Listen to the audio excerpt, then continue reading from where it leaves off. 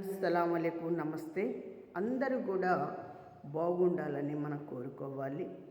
సమాజంలో ఎలా నడవాలి, దేవుడి దగ్గర ఎలాగ నడవాలి, ఎంత జాగ్రత్త పడి ఉండాలి, ఎంత లోబడి ఉండాలి, ఈ లోకంలో తగ్గించుకొని ఉండాలి.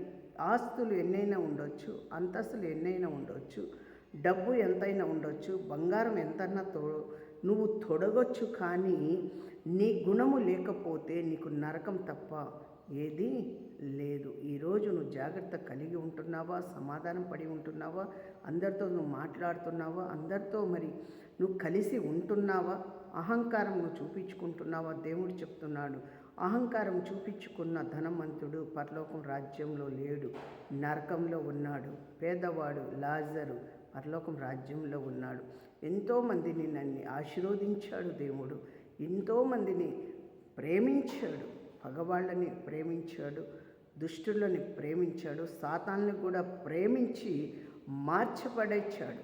ఎందుకంటే ఈరోజు మనం చాలా జాగ్రత్త పడి ఉండాలి, తగ్గించుకోవాలి, మారు మనసుతో ఉండాలి, మంచి మనసుతో కలిగి జీవించాలి. మనం తగ్గించుకుంటున్నామా, మారు మనసు పొందుతున్నామా, మంచి మనసు పొందుతున్నామా, అందరికాడ హాయిగా ఉంటున్నామా? ఇది మారు మనసుతోనే మనం జీవించాలి, మంచి మనసుతోనే నడవాలి. దేవుడు చెప్తున్నాడు, నీకు నువ్వు తగ్గించుకుంటే నీకు రాజ్యానికి వారసులు అన్నాడు. దేవుడు చెప్పిందే కరెక్ట్ అయిన మాట. అందరము కలిసి ప్రార్థన చేసుకుందాం.